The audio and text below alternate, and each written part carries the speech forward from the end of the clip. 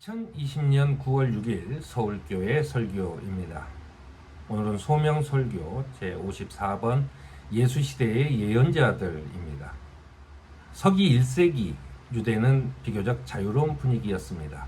타키루스는 티베리오의 치세 동안에 모든 것이 팔레스타인에서는 평온했었다라고 기록하고 있다고 합니다. 그 말은 유대에서는 로마 군단의 개입을 불러일으킬 만한 일이 벌어지지 않았다는 뜻입니다. 하지만 이스라엘 백성들의 희망은 하느님의 약속이 실현될 것이라는 믿음, 곧 하느님의 다스림이 곧 올 것이라는 소망의 성취를 기대하고 있었습니다.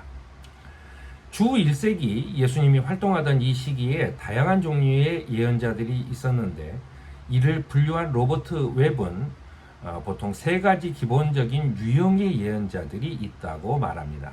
첫째는 직업적인 예언자들이 있었는데 이들은 제사장이나 왕의 관리인 직분을 가진 자들입니다. 두 번째는 지혜적인 예언자들인데 이들은 에세네파나 바리새파와 같은 여러 분파에 속한 사람들입니다.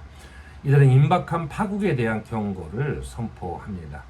세 번째는 민간 예언자들이 있었는데 이들은 공직이나 서기관과 같은 학식이 없는 그런 보통 사람들이었으며 이들 중 일부는 로마의 반기를 들지 않게 하기 위해 유대 권력자들에게 고용된 이들로 구원의 약속과 초자연적인 표징으로 백성들의 눈을 멀게 한 예언자와 그 어떤 구원의 약속도 없이 이스라엘의 파국만을 선포한 예언자들입니다.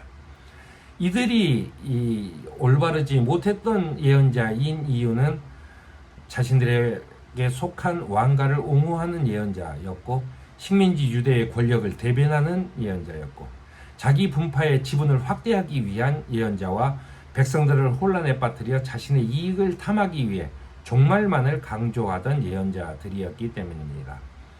이런 시대 분위기 속에서 활동한 세례 요한과 나사렛 예수도 다가올 재난에 대한 경고들과 다가올 구원에 대한 약속들, 그리고 이 두 가지를 포함하는 하느님의 메시지를 선포했습니다. 하지만 세례 요한과 나사렛 예수가 가진 근본적인 계획과 삶은 개인이나 집단의 이익을 대변하는 것이 아니었습니다.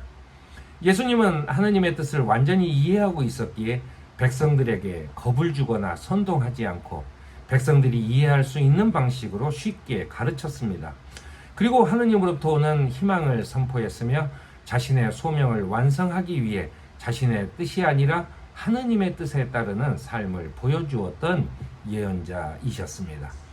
주님은 오늘도 우리를 부르고 계십니다.